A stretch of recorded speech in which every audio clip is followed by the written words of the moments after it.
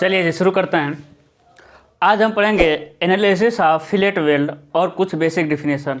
पिछले वीडियो में हम नॉर्मल चीज़ देखे थे कि वेल्ड क्या होता है, वेल्ड कितने प्रकार का होता है। दो प्रकार से वेल्ड पढ़े थे, फिलेट वेल्ड और बट वेल्ड, है ना। उसमें हम फिलेट वेल्ड देखे थे, जब दो प्लेटों को एक दूसरे के ऊपर रखकर वेल्ड करते हैं तो उसे फिलेट वेल्ड कहते हैं। फिलेट वेल्ड कई प्रकार के होते हैं, बल के दिशा के अनुसार लॉन्गिट्यूडनल फिलेट वेल्ड, अनुप्रस्थ यानी ट्रांसवर्स फिलेट वेल्ड। स्थिति के अनुसार देखे थे corner fillet weld, horizontal fillet weld और वर्टिकल फिलेट वेल्ड। उसके साथ देखे थे हम मतलब शेप के अनुसार कॉनकेव, कॉन्वेक्स और प्लेन। उसके बाद लेग लेंथ के अनुसार इक्वल फिलेट वेल्ड और अनइक्वल फिलेट वेल्ड। आज हम करेंगे, आज मेरा टॉपिक है analysis of fillet weld. Analysis of fillet weld या फिर कुछ बेसिक डिफिनीशन देखेंगे, है ना। एज पर IS कोड, बहुत सारा इसका नाम है, नाम से नहीं लेना, आपको समझना है ना। अब समझिएगा, इसका हम क्या करेंगे, एनालिसिस करेंगे, यानी हमको जाना है स्ट्रेंथ तक। किसके स्ट्रेंथ तक? फिलेट वेल्ड के स्ट्रेंथ तक। समझिएगा, ये हो गया आपका एक मतलब कि एक पेरेंट मटेरियल ए हो गया, एक पेरेंट मटेरियल ए हो गया, है ना। दोनों पेरेंट मटेरियल को क्या करना है, हमको जोड़ना है, ठीक है। दोनों पेरेंट मटेरियल को क्या करना है, जोड़ना है। इसके लिए क्या लगाएंगे, एक बिल्ड मटेरियल लेंगे और बिल्ड मटेरियल को यहाँ रखेंगे और क्या करेंगे, बिल्ड मटेरियल जब यहाँ रखेंगे तो बिल्ड मटेरियल इसमें क्या हो जाएगा, धंस जाएगा, यानी इसके अंदर क्या हो जाएगा, घुस जाएगा। कौन? आपका बिल्ड मटेरियल, है ना, समझ रहे हैं। और धंस करके दोनों को जोड़ देगा। वो जो बेसिक जो कंसेप्ट होता है आपका वेल्डिंग का, वो चीज़ है। दो मेंबर को रखे, उसके अंदर वेल्ड मटेरियल, मेंबर को हम लोग कहते हैं पेरेंट मटेरियल, और जिस राड की सहायता से हम वेल्ड करते हैं वो होता है आपका weld material. Weld material parent material के अंदर घुस करके क्या कर दिया, आपका जोड़ दिया, है ना। अब देखिएगा, इसके अंदर हम पहले का बनाएंगे डॉटेड में, देखिए इस तरह का डॉटेड है ना, ये देखिए, ठीक है, ये देखिए। अब दोनों नोकों को ना, इस कोनों को क्या करेंगे, नोक भी कर सकते हैं, मिला देंगे, ठीक है। अब समझिएगा, इसको क्या कर रहे हैं ना, हम जूम कर रहे हैं। किसको? इस वाले रेड वाले को क्या करेंगे, हम जूम करेंगे। देखिए रेड वाले को क्या कर रहे हैं, अब हम जूम कर रहे हैं, ठीक है। कैसा भी हो सकता है, एक ऐसा भी हो सकता है। उसके बाद उसमें कैसा है, त्रिभुज बना हुआ है ना। क्या बना हुआ है आपका, त्रिभुज, ठीक है ना। क्या बना हुआ है आपका, त्रिभुज बना हुआ है। ये आपका क्या हो गया, मेंबर हो गया, है ना। मेंबर बहुत दूर तक है, ये आपका क्या हो जाएगा, मेंबर, ठीक है। क्या किए, जूम किए, इसी को हम यहाँ पे बना दिए हैं, ठीक है। अब समझिएगा, सबसे पहले मेरा आता है हेडिंग, आता है फ्यूजन जोन। क्या आएगा आपका, फ्यूजन जोन, यानी गलन क्षेत्र। क्या आता है आपका, गलन क्षेत्र, है ना, फ्यूजन जोन। तो फ्यूजन जोन क्या होता है, समझिएगा, फ्यूजन जोन क्या होता है कि वेल्ड मटेरियल, है ना, वेल्ड मटेरियल आपको समझ आता होगा। वेल्ड मटेरियल पेरेंट मटेरियल के जितने अंदर तक घुसता है, उस पूरे एरिया को, उस पूरे जोन को क्या कहते हैं, फ्यूजन जोन, यानी गलन क्षेत्र। ए वेल्ड मटेरियल जो रेड वाला दिख रहा है, ए वेल्ड मटेरियल इसमें कैसे घुसा है, जब आप वेल्ड मटेरियल को लगाए होंगे वेल्डिंग करने के लिए, तो इतने दूर को क्या किया होगा, वो गला दिया होगा। इतना ज़्यादा टेम्परेचर देता है, कितना दूर क्या होता है, वो गल जाता है और गला करके उसके अंदर घुस जाता है वेल्ड मटेरियल, पेरेंट मटेरियल के अंदर। तो यही है, क्या है आपका गलन क्षेत्र, यानी पेरेंट मटेरियल के जितने एरिया में या जितने आपका आयतन में आपका वेल्ड मटेरियल घुसे रहता है, उस पूरे जोन को क्या कहते हैं, फ्यूजन जोन, यानी गलन क्षेत्र, ठीक है। अगला मेरा होता है लेग लेंथ, तो बहुत इंपॉर्टेंट है। लेग लेंथ यानी टांग लंबाई, टांग लंबाई। अब समझिएगा, समझ रहे हैं ना, ये जितना आप हैचिंग किए रेड का, वही क्या है आपका फ्यूजन जोन। अब समझिएगा, टांग लंबाई क्या होता है, फ्यूजन जोन में बने त्रिभुज के दोनों भुजाओं को क्या कहते हैं, लेग लेंथ, है ना। ए जो है इसे क्या कहेंगे, लेग लेंथ। देखिए भुजा, यही तो त्रिभुज की दोनों भुजाएं, ये तो कर्ण हो गया ना। तो फ्यूजन जोन में बने त्रिभुज की दोनों भुजाओं को क्या कहते हैं, लेग लेंथ कहते हैं, ठीक है। फ्यूजन जोन में बने त्रिभुज की दोनों भुजाओं को क्या कहते हैं, लेग लेंथ। उसके बाद आता है आपका साइज ऑफ वेल्ड। हम कह रहे थे ना, इसका एनालिसिस तो कर रहे हैं, लेकिन इसमें कुछ बेसिक डिफिनेशन आएगा, कुछ IS मतलब कि पूरा 3 आएगा। एक IS कोड के अनुसार भी हम देखेंगे इसमें धीरे धीरे। तीसरा आता है आपका size of weld, size of weld यानी वेल्ड की लंबा, वेल्ड का माप, क्या आता है आपका साइज ऑफ वेल्ड, यानी वेल्ड की माप। अब समझिएगा वेल्ड का माप क्या कहते हैं। अब समझिए कहने का मतलब देखिए एक त्रिभुज क्यों बनाए हैं, ऐसा समझिएगा एक त्रिभुज हम क्यों बनाए हैं। पहले नॉर्मल ऐसा ही है, लेकिन समझिएगा यदि इस पे हम फोर्स लगाएंगे तो एक ऐसा फटेगा, ऐसा थोड़ी है, यदि फटेगा भी पूरा बेल्ट तो ऐसा ऐसा फट के ऐसा थोड़ी फटने वाला है।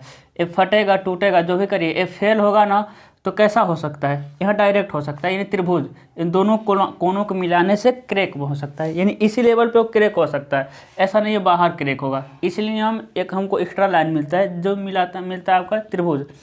हमको ना सब समझिएगा, हमको इस फ्यूजन जोन में समझिएगा सबसे पहले एक समझिए सामर्थ्य यानी बल। सामर्थ्य बराबर क्या होता है, प्रतिबल गुणे क्षेत्रफल। बल बराबर होता है प्रतिबल गुणे क्षेत्रफल। तो क्षेत्रफल हमको पाना है। क्षेत्रफल देखिए प्रतिबल तो सेम होता है, प्रतिबल तो चेंज होगा नहीं, क्या क्षेत्रफल हमको क्या करना है, ये फ्यूजन जोन है ना, ये फ्यूजन जोन उसके सबसे वीकेस्ट पोर्शन पे जाना है। बात को समझिएगा, उसके सबसे कहाँ जाएंगे, कमज़ोर भाग पे जाएंगे। अब समझिएगा इन तीनों में सबसे कमज़ोर कौन लग रहा है, या तो ये हो सकता है या तो ये हो सकता है। कमज़ोर मतलब सबसे छोटा कौन सा होगा, अभी कमज़ोर आपको बाद में समझ आएगा। सबसे छोटा डायमेंशन क्या होगा, देखिए कर्ण, एक कर्ण है ना, तो कर्ण तो वैसे ही बड़ा होगा, इन दोनों में जो छोटा हो, तो इन दोनों में से इन दोनों को कहते हैं लेग लेंथ। ये मेरा इसका काम खत्म, क्योंकि पहले ही बड़ा है उसको छोड़ दिए, लेग लेंथ। अब इन दोनों में से जो छोटा होगा, इन दोनों लेग लेंथ में से जो छोटा होगा उसे कहेंगे हम बेल्ट की माप। यानी फ्यूजन जोन में बने त्रिभुज के दोनों भुजाएं जिसे लेग लेंथ कहते हैं, उसमें से जो कम होता है उसे ही कहते हैं हम साइज ऑफ वेल्ड, है ना। इसे हम किससे डिनोट करते हैं, स्मॉल यस से। किससे डिनोट करेंगे, आपका स्मॉल यस से, ठीक है। तो फ्यूजन जोन में बने त्रिभुज के दोनों भुजाओं को जिसे लेग लेंथ कहते हैं में से जो छोटा होता है उसे कहते हैं साइज ऑफ वेल्ड, यानी वेल्ड की माप जो छोटा हो। यदि लेग लेंथ क्या है आपका, इक्वल लेग लेंथ है ना, मान लेते हैं आपका हो जाएगा ए L1 हो गया, ए मान लेते हैं क्या हो गया L2 हो गया, ठीक है। यदि इक्वल लेग लेंथ है, ये दोनों भुजाएं क्या है, समान है, तो किसी को भी ले लेंगे, है ना, L1 ले लेंगे या फिर L2 ले लेंगे, कोई किसी को ले सकते हैं। लेकिन यदि अनइक्वल लेग लेंथ है, अनइक्वल लेग लेंथ है, यानी L1 बड़ा है L2 से, तो वी टेक कौन सा ले लेंगे हम, we take yes is equal to L2, है ना। यदि L1 छोटा है L2 से तो वी टेक कौन सा मान लेंगे, यस मतलब साइज ऑफ वेल्ड, क्या मान लेंगे हम, L1 मान लेंगे। बात को समझ रहे हैं, वो हमको मिल जाएगा, डोंट वरी। लेकिन एक IS कोड कहता है, अब इसको हम मिटा सकते हैं ना। IS कोड क्या कहता है कि IS कोड कहता है, IS कोड कि minimum fillet weld, minimum size of weld, है ना, कि साइज ऑफ वेल्ड कितना मिनिमम होना चाहिए, AIS कोड कहता है। ऐसा नहीं करना है कि आपको डिज़ाइन करना है तो साइज ऑफ वेल्ड को क्या करें, एकदम कम से कम ले लें, है ना। मिनिमम एक क्राइटेरिया IS कोड कह दिया तो रटना पड़ता है, ठीक है, कि मिनिमम साइज ऑफ वेल्ड हम कितना रख सकते हैं। इसके लिए हमको किस पे डिपेंड करना पड़ेगा, प्लेट की मोटाई पर, ठीक है। तो प्लेट की मोटाई यानी थिकनेस ऑफ प्लेट, यहाँ हम लिखेंगे थिकनेस, यहाँ लिखेंगे साइज ऑफ वेल्ड मिनिमम, है ना। साइज ऑफ वेल्ड को किससे दिखाते हैं, यस से दिखाते हैं, तो साइज ऑफ वेल्ड हो गया मिनिमम, है ना। यदि 10 mm तक है, यदि प्लेट की मोटाई 10 mm तक है तो मिनिमम साइज ऑफ वेल्ड कितना लिखेंगे, 3 mm, है ना। 10 से 20 mm तक है तो कितना हो जाएगा आपका 5 mm, 20 से 32 mm तक है तो कितना हो जाएगा आपका 6 mm, 32 से 50 mm तक है तो कितना हो जाएगा 8 mm, रन टू 10 mm। इसका मतलब क्या हुआ समझिएगा, हम अपने जब हम कैलकुलेशन करेंगे तो आप धीरे धीरे जब कैलकुलेशन करेंगे तो आपको समझ आ जाएगा। समझिए, अभी अपना वीडियो को आराम से देखिएगा, अभी सब हम कंक्लूजन एक ही बार निकालेंगे, समझ आएगा। हम क्या कर रहे हैं कि हम सबसे वीकेस्ट, ये सब डिज़ाइन में काम आता है, इधर समझिए, हम सबसे वीकेस्ट पोर्शन पे जाएंगे, सबसे छोटे भाग पे जाएंगे, तो हम कहेंगे कि इसमें कौन फेल होगा। देखिए, या तो आपका है ना ऐसा बना हुआ है, समझिएगा ऐसा है ना, ऐसा बना हुआ, इसमें चला गया, क्या चला गया आपका वेल्ड मटेरियल, तो इस पर टूटेगा तो कहाँ से टूटेगा, ऐसा ही क्रैक करेगा, ऐसा करेक्ट कर सकता है, कैसा भी करेक्ट कर सकता है, लेकिन ऐसा नहीं है कि ऐसा ऐसा करेक्ट करेगा। ये डायरेक्ट इन दोनों कोनों को मिलाने से करेक्ट कर सकता है, यहाँ से करेक्ट कर सकता है, यहाँ से करेक्ट कर सकता है, यहाँ कहीं भी करेक्ट कर सकता है। लेकिन जो सबसे छोटा होगा, क्योंकि क्षेत्रफल में जो सबसे छोटा होगा, जो सबसे कमज़ोर होगा वही तो करेक्ट करेगा। तो इन तीनों में से, इन तीनों लाइनों में से, अभी इन तीनों को देख रहे हैं, बहुत सारी चीज़ें देखेंगे। इन तीनों में से सबसे छोटा कौन है? देखिए, या तो ये हो सकता है या ये हो सकता है। कर्ण पहले ही बड़ा हो गया, कर्ण को इग्नोर मार दिए, तो लेग लेंथ, इन दोनों को क्या कहते हैं? Leg length.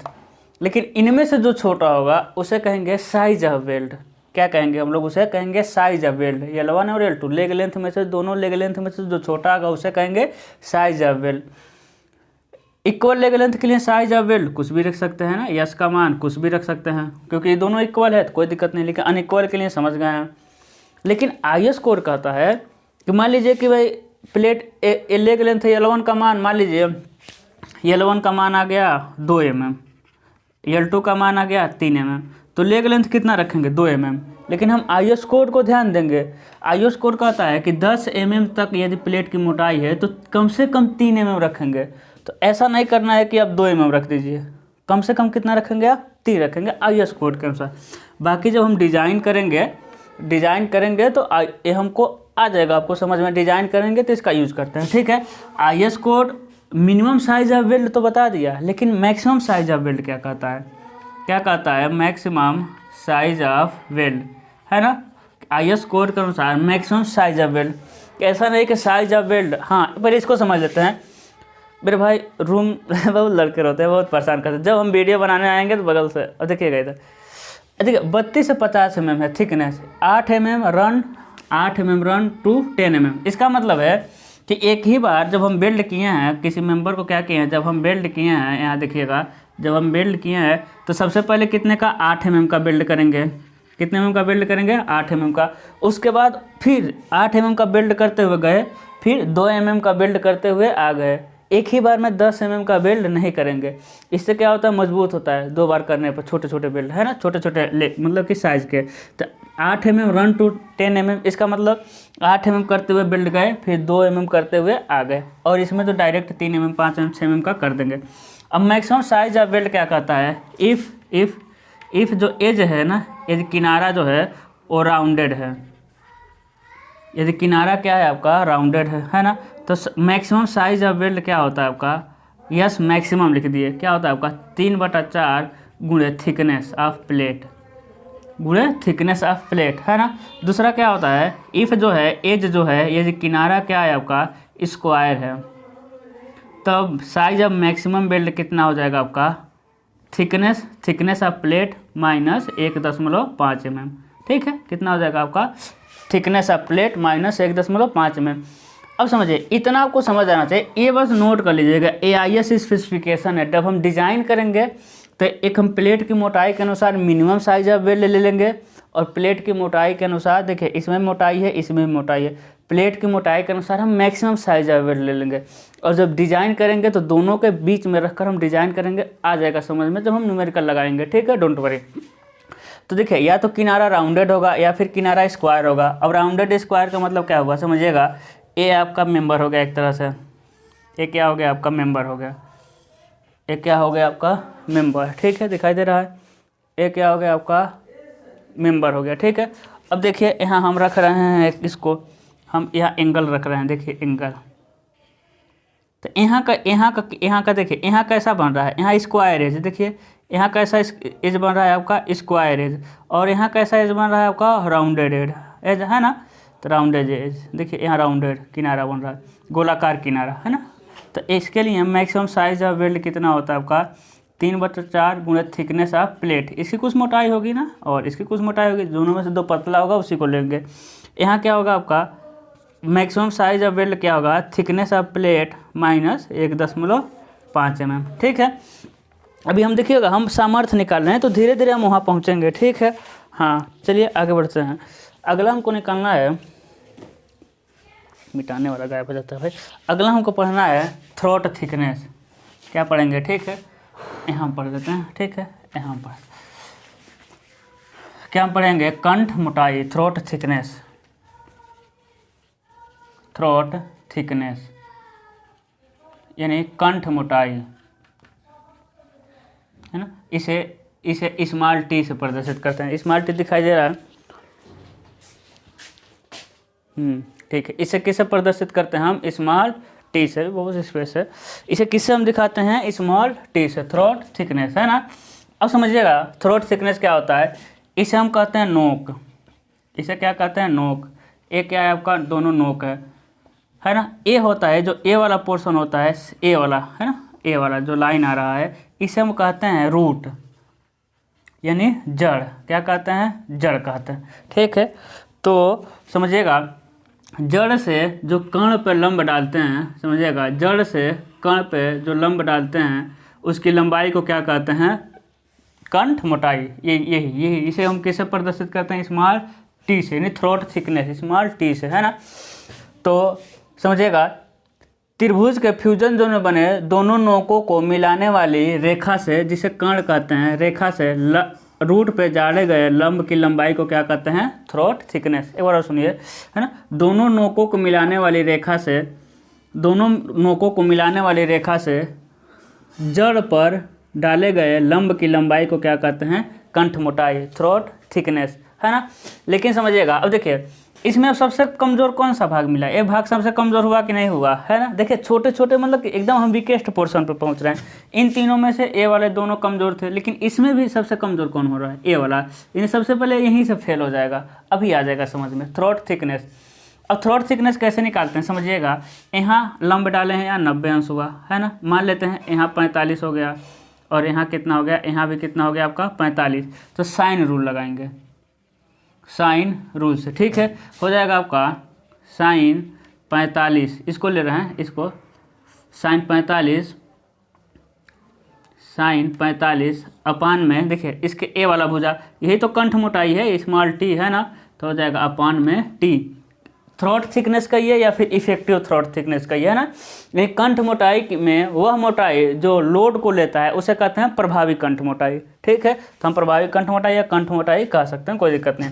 और समझिएगा स्मॉल टी हो गया, देखिए साइन 45 अपान में स्मॉल टी इक्वल टू, इसको लीजिए ए वाला एंगल, ए लीजिए साइन 90 अपान में इसके नीचे का ए वाला, है ना, लेग लेंथ, ठीक है। और लेग लेंथ को हम दिखा दे रहे हैं स्मॉल यस से, क्योंकि जो छोटा रहेगा तो लेग लेंथ, ठीक है। लेग लेंथ को ही हम लोग स्मॉल क्या कहते हैं? ए लेग लेंथ ही तो बाद में चल के क्या बन जाता है? साइज ऑफ वेल्ड बन सकता है। या तो आप इधर निकाल लीजिए या फिर आप इधर निकालेंगे, इधर निकालेंगे तभी तो वही बनेगा, ठीक है। देखिए साइन 45 अपान में टी और 90 अपान में लेग लेंथ, है ना। तो कोई ना कोई लेग लेंथ तो आपका साइज ऑफ वेल्ड होगा, इनमें से कोई ना कोई तो कम होगा, तो लिख दिया हम यस। यस मतलब साइज ऑफ वेल्ड, है ना। यहाँ से क्या निकाल सकते हैं? साइन 45 अंश का मान कितना होता है? 1/√2 होता है, लेकिन हम वो निकालना चाहते हैं। क्या निकालना चाहते हैं? डायरेक्ट निकालना चाहते हैं। साइन 45 हो जाएगा आपका 0.70, हो जाएगा 0.70 अपान में टी इक्वल टू साइन 90 हो जाएगा 1 इंटू यस। तो टी इक्वल टू क्या होता है? 0.7 और हो जाएगा यस, है ना। इसको क्या लिखते हैं? टी इक्वल टू के यस। अब के क्या हो गया आपका? के हो गया आपका जहाँ के क्या हो गया आपका? कांस्टेंट हो गया। कांस्टेंट मतलब हमेशा स्थिर नहीं रहता है, ये एंगल पे डिपेंड करता है, एंगल पर। और यस क्या हो गया आपका? साइज ऑफ वेल्ड, ठीक है। क्या हो जाएगा आपका? Size of weld. कहने का मतलब है साइज ऑफ वेल्ड एक के 0.7 कहाँ है? साइन 45 है। तो कोई ज़रूर थोड़ी है कि हमेशा साइन 45 से बनेगा, है ना। क्या होता है यहाँ कोई भी एंगल बन सकता है, 60 अंश 75 अंश, है ना। अब देखिए साइन 45, इसको ए जो है समझिएगा, ए ऐसा भी तो हो सकता है, ए देखिए 45 अभी है, ए ऐसा भी तो हो सकता है, 45 से कम एंगल बन सकता है। ए क्या हो सकता है समझिएगा, ए ऐसा भी तो हो सकता है, 45 से कुछ अलग एंगल बन सकता है कि नहीं। ए ऐसा कुछ भी हो सकता है। इसीलिए जब एंगल चेंज होता है तो के का मान चेंज होगा। लेकिन आपके सिलेबस में चेंज करने की ज़रूरत नहीं है। हम लोग मैक्सिमम 90% कह लें या फिर 99% कह लें कि हम के किस पे काम करते हैं। के को मान का 45 अंश यानी 0.70, है ना।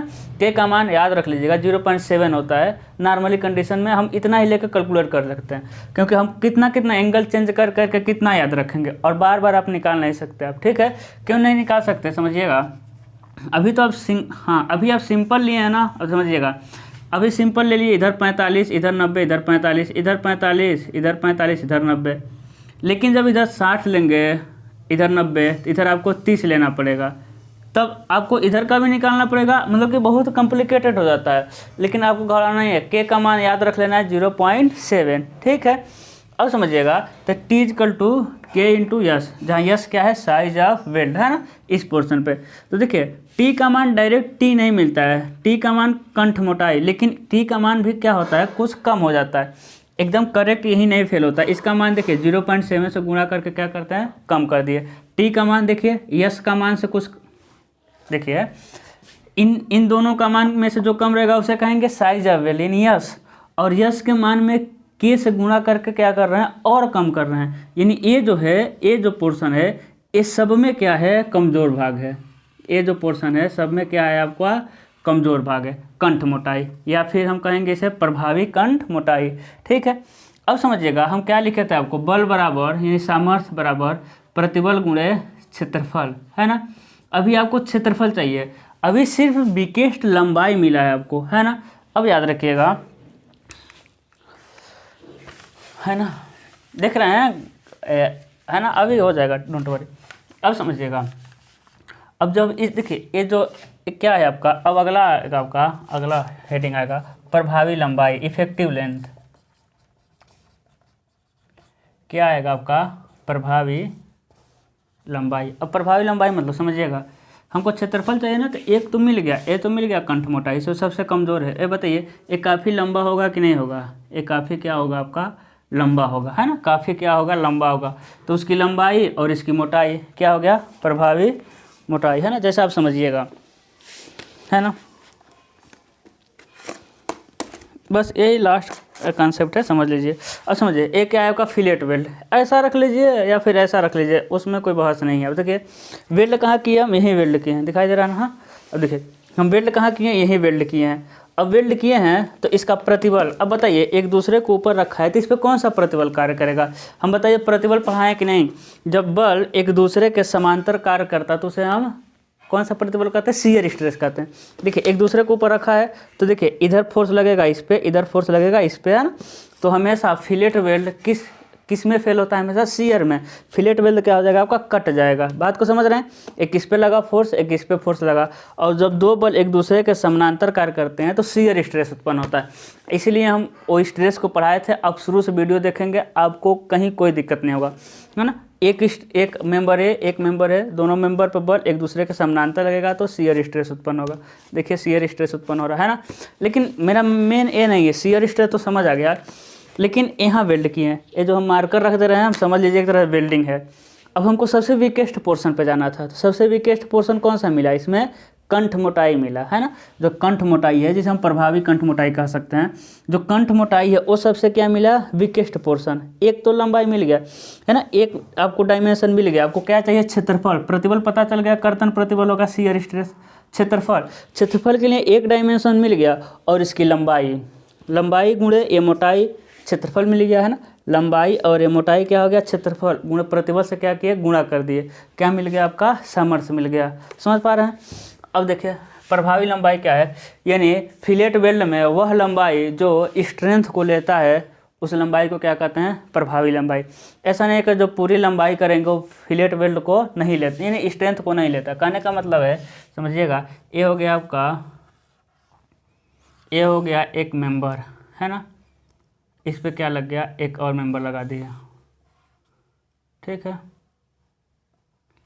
अब देखिए यहाँ क्या कर दिया, हम वेल्डिंग कर दिए, है ना। यहाँ क्या कर दिया, वेल्डिंग कर दिए। यहाँ भी क्या कर दिया, हम वेल्ड कर दिए। यहाँ भी क्या कर दिया, वेल्ड कर दिया, है ना। तो एक क्या हो गया आपका, एक्चुअल में लेंथ, एक्चुअल में तो इतना वेल्ड हुआ है, लेकिन प्रभावी लंबाई क्या होता है, यानी वेल्ड की वह लंबाई जो सामर्थ्य को लेता है। अब एक्चुअल में तो इतना वेल्ड किए हैं, लेकिन IS कोड कहता है कि जो पूरी लंबाई है वो वेल्ड को नहीं लेता है। किनारे से जो यस होता है, यस मतलब ए वाला, किनारे से यस मतलब क्या, यस किससे दिखाते हैं जी, यस हम दिखाते हैं साइज ऑफ वेल्ड, है ना। तो जो किनारे से जो यस लंबाई के बराबर होता है, साइज ऑफ वेल्ड के बराबर लंबाई होता है, वो आपका सामर्थ्य नहीं लेता है। तो प्रभावी लंबाई हम लिखते हैं, प्रभावी लंबाई को स्मॉल जैसे क्या लिखते हैं, कुल लंबाई माइनस 2 गुणे size of weld, size of weld, ठीक है। यानी effective length is equal to total length L, है ना, माइनस 2s। यह क्या होता है आपका प्रभावी लंबाई। बात को समझ रहे हैं। AIS कोड इसलिए हम पहले AIS कोड लिख दिए हैं कि कुल लंबाई में तो वेल्ड की है, लेकिन किनारे के साइज वेल्ड के लंबाई के बराबर जो वेल्ड होते हैं वो सामर्थ्य को नहीं लेते हैं, तो किनारे से यस को क्या किए, घटा दिए। यस क्या है, साइज ऑफ वेल्ड। तो यही मिला प्रभावी लंबाई यल माइनस 2s, है ना। एक एस इधर और एक एस इधर कर दिए, ठीक है। तो किनारे पर अच्छे से वेल्ड नहीं होता है, किनारे पर उतना आपका बल को नहीं लेता है किनारा वाला भाग। अब हम क्या निकाल सकते हैं, सिंपल सा सामर्थ्य, यही निकालना था आपको। अब कोई दिक्कत नहीं है। फिलेट वेल्ड का सामर्थ्य, फिलेट वेल्ड का सामर्थ्य हम किससे दिखाते हैं, पी यस से। यस मतलब क्योंकि सीयर में फेल होता है, हमें बताया। तो क्या होगा आपका कर्तन फिलेट वेल्ड का सामर्थ्य, तो क्या होगा आपका क्षेत्रफल, क्षेत्रफल गुणे कर्तन प्रतिबल, है ना।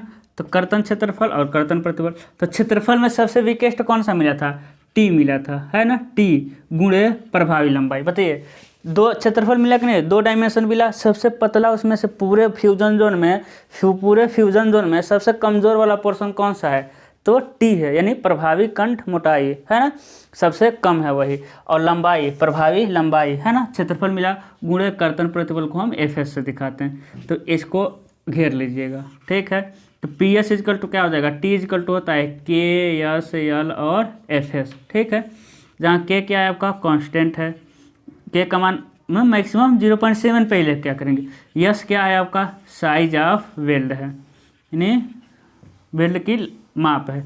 ए क्या है आपका प्रभावी लंबाई, इफेक्टिव लेंथ है। एफ एस क्या है आपका कर्तन प्रतिबल। अब आपको हो सकता है समझ आए, ठीक है। अभी आपको जो था IS कोड स्पेसिफिकेशन था, जो minimum size of fillet weld और मैक्सिमम साइज ऑफ वेल्ड, है ना, वो हो सकता है ना समझ आए, कोई नहीं, वो IS कोड द्वारा उसको हम डिजाइन में समझा देंगे, ठीक है। चलिए एक बार सबको रिवाइज करते हैं। अब क्या करेंगे, अब इसका हम न्यूमेरिकल शुरू करेंगे, ठीक है। क्या शुरू करेंगे अब हम इसका न्यूमेरिकल। 1 मिनट रुकिए, मिटाने वाला ढूंढ लें भाई, नहीं मिलेगा लग रहा, वेट करिए, फ़ोन आ गया।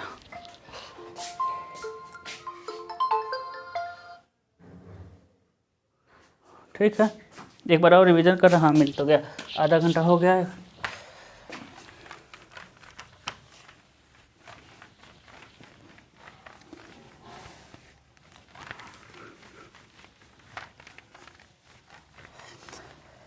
सबसे पहले समझिएगा, आज हम एनालिसिस कर रहे हैं। एनालिसिस में सबसे पहले हम क्या बनाए हैं, आपको एक फ्यूजन जोन बनाया है ना। एक मेंबर था, एक ए मेंबर था और एक ए मेंबर था। इन दोनों मेंबर के जगह हम क्या किए हैं, वेल्डिंग कर दिए हैं। देखिए, तो अब जितने एरिया तक वेल्ड मटेरियल घुस रहा है उसे क्या कहेंगे हम लोग, फ्यूजन जोन, है ना। लेकिन अब इसमें से हम सबसे कमज़ोर पोर्शन पे, मेरा एम क्या है, सबसे वीकेस्ट पोर्शन पे जाना, है ना। तो इन दोनों को क्या करेंगे, मिलाएंगे और इसको भी मिलाएंगे, ठीक है ना। अब समझिएगा, फ्यूजन जोन में बने त्रिभुज के दोनों भुजाओं की लंबाई को क्या कहेंगे, लेग लेंथ, L1 और L2। और फ्यूजन जोन में बने दोनों त्रिभुज की, है ना, दोनों लेग लेंथ में जो कम होगा उसे कहेंगे साइज ऑफ वेल्ड, है ना। सबसे पहले हमको लेग लेंथ मिला, इससे छोटा मिला मेरा size of weld, size of weld, है ना, इसे हम यस से दिखाते हैं। उसके बाद होता है आपका थ्रोट थिकनेस, है ना। अब क्या होता है कि रूट से जो कर्ण पे लंब डालते हैं उसकी लंबाई को कहते हैं थ्रोट थिकनेस। थ्रोट थिकनेस क्या होता है, के इंटू यस होता है। देखिए, यस में कांस्टेंट से गुणा कर रहे हैं तो यस से कम हो गया है ना, इससे क्या हो जाएगा, ये कम हो जाएगा। एक तो हम पहुंच गए, और दूसरा इसकी जो लंबाई होता है। अब इसको ऊपर से देखेंगे तो कैसे मिलेगा, देखिए ऊपर से देखेंगे तो ए मिल जाएगा, फिर ए मिल जाएगा। यहीं क्या किए हम, वेल्डिंग किए हैं, यहीं क्या किए हम, वेल्डिंग किए। जब आप वेल्ड किए, है ना, ऊपर हो सकता है ना दिखाई दे आपको, जब आप वेल्ड किए तो ये टोटल लंबाई को कहते हैं कुल लंबाई। लेकिन आपका किनारे से जो यह से इतना लंबाई है, साइज ऑफ वेल्ड इतना लंबाई है, वो आपको स्ट्रेस मतलब स्ट्रेंथ नहीं लेता है ना। तो जो बाकी बचा इसे कहेंगे प्रभावी लंबाई। तो प्रभावी लंबाई क्या होता है, L माइनस 2s, कुछ नहीं है। सामर्थ्य निकालना था, सामर्थ्य निकालना था तो प्रतिबल गुणे, मतलब कि प्रतिबल गुणे क्षेत्रफल। प्रतिबल Fs था, क्षेत्रफल T है ना, यानी कंठ मोटाई और प्रभावी लंबाई। तो क्या हो जाएगा Fs इंटू KSL है ना, KSL Fs, KSL Fs याद रखिएगा। लेकिन वाईएस कोड द्वारा स्पेसिफिकेशन था कि मिनिमम साइज ऑफ वेल्ड कितना होगा, मैक्सिमम साइज ऑफ वेल्ड कितना होगा, उसका यूज हम मैक्सिमम डिजाइन के टाइम करते हैं, ठीक है। तो वाईएस स्पेसिफिकेशन आईएस कोड द्वारा दिया गया है, फिर आईएस कोड द्वारा ये सारा चीज़ें आईएस कोड ही बताया गया है, ठीक है। बस ये चीज़ें आपके एग्जाम में ऐसा नहीं कि आप इसको इग्नोर कर सकते, सारी चीज़ें आती हैं।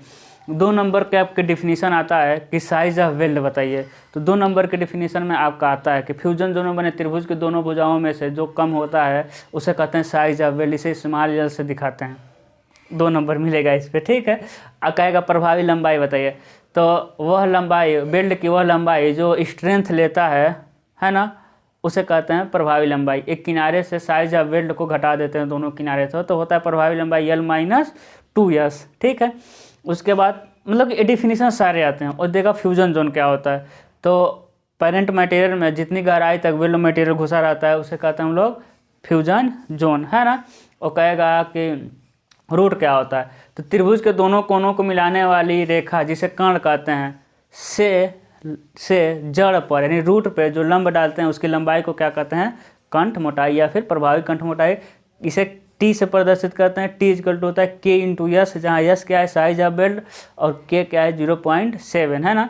तो और कंपटीशन में आता है minimum size of weld, maximum size of weld. तो हम सारा का यूज़ करेंगे। ऐसा नहीं है कि अभी आपको ये जो एनालिसिस है 100% समझ आ ही गया हो सकता है आपको 50% समझ आए। जब इसका नेक्स्ट पोर्शन में इसका हम न्यूमेरिकल लगाएंगे, मेरी गारंटी है आपको 100% आ जाएगा, डोंट वरी। तो आज के लिए बस इतना ही। Thank you so much.